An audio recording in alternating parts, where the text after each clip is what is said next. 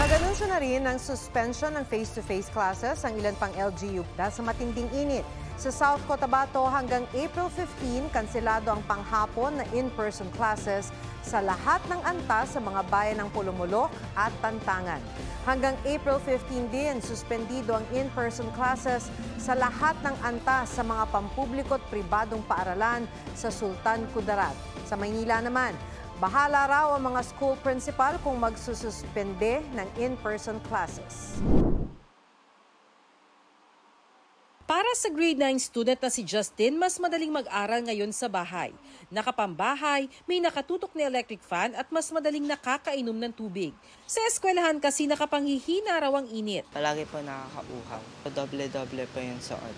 May polo pa po, tas t-shirt pa sa loob. Sa bahay nagklase si Justin matapos i-anunsyo ng Quezon City LGU kahapon na kanya-kanyang aral muna ang mga estudyante sa bahay sa pamamagitan ng module o online o blended learning. Sakop niya ng mga public daycare at public elementary at high schools. Sa Caloocan, blended learning sa public school maliban sa grade 6 na may National Achievement Test.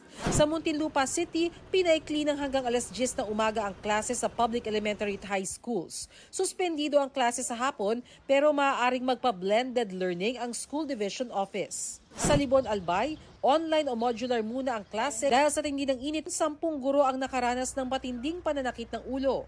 2 elementary students daw ang nagdugo ang ilong habang 3 ang sumakit ang ulo at tiyan. Half day naman ang face-to-face classes sa Pulangi, Ginubatan at Kamalig Albay. Sa Iloilo, mahigit 450 na paaralan ang nagsuspindi ng in-person classes. Sa General Santos City, suspendido ang in-person classes hanggang April 5. Sabi ng DepEd, walang iisang patakaran sa buong bansa.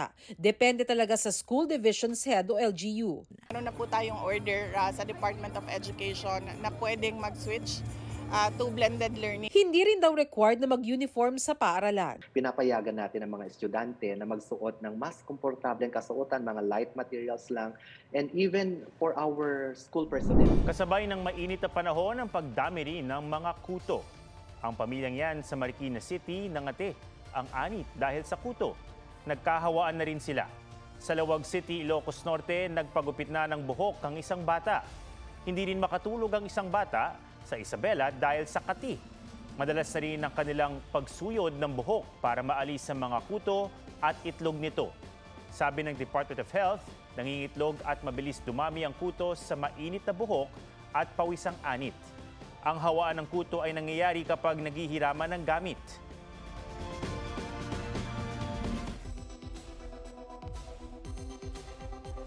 Narito ang ilang tips para maiwasan ang pagkakaroon ng kuto. Una, panatilihing malinis ang katawan. Dalasan ang paglalaban ng mga tuwalya, unan, kumot at bedsheet, lalo na kung may katabi sa pagtulog. Pati na mga sofa at gamit na nasasandalan ng ulo.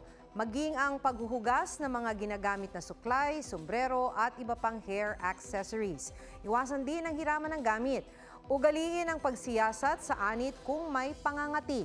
Kung merong kuto, magpakonsulta sa dermatologist para marisitahan ng gamot at maturuan sa tamang paggamit ng lice shampoo. Epektibo rin ang araw-araw na pagsusuyod ng buhok.